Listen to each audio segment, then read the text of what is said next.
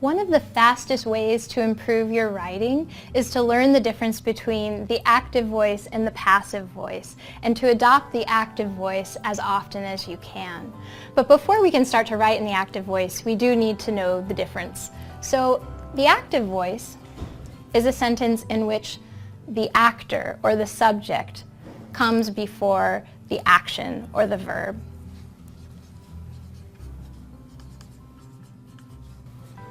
For this example, Batman threw Joker from a 70-story building. Let's find the verb. In this case, it's threw. That's the action.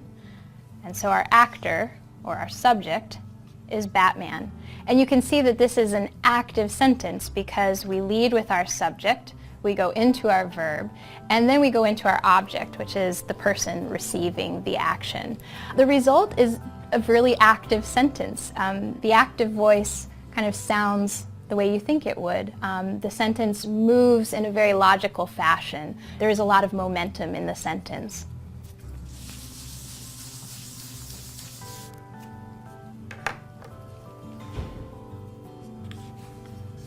If you wrote that sentence in the passive voice, it would look like this. Joker was thrown from the building by Batman.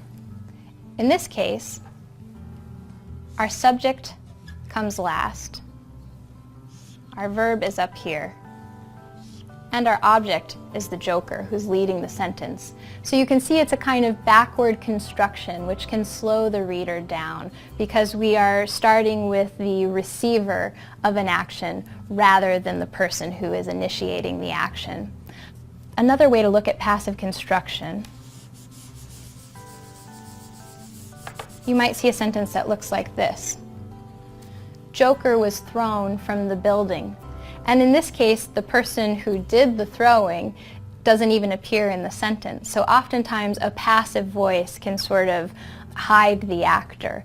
This can be useful. Say you're writing an email to a boss and you need to say that your boss forgot to pay you that week.